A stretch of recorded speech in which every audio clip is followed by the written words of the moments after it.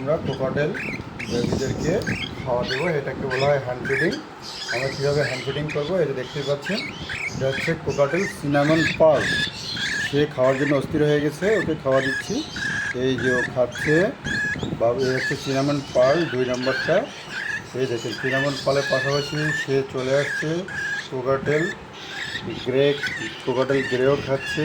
সে খাওয়ার জন্য সে আমাকে অলরেডি চিনে ফেলছে অলরেডি। তার বাবা মা তাকে 1 মাস পর থেকে তাদেরকে আর খাওয়াচ্ছে না, তাই আমি নিজেই ওদেরকে হ্যান্ড ফিডিং করাই। তারা অবশ্য হ্যান্ড ফিডিংয়ে অভ্যস্ত হয়ে গেছে।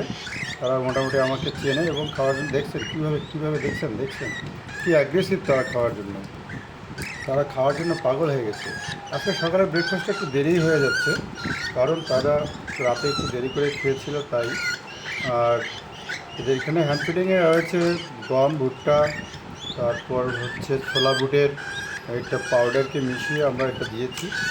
তারা দেখতেই পাচ্ছেন কীভাবে তারা হ্যান্ড ফিডিং করছে।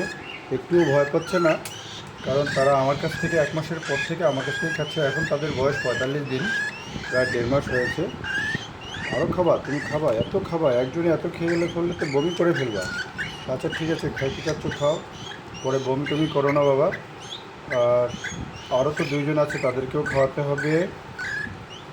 এই আপনারা দেখতে পাচ্ছেন এই 2টা আছে। এটা হচ্ছে সিনামন পার্ল, আর একটা রয়েছে এটাও সিনামন পার্ল কোকাটেল বেবি। আর ওর মারা অবশ্য লুটিনো, ওর বাবাটা হচ্ছে গ্রে। এই যে জন্য 2টে বাচ্চা গ্রে হয়েছে আমার। আচ্ছা, একে একটু খাওয়াই দিই।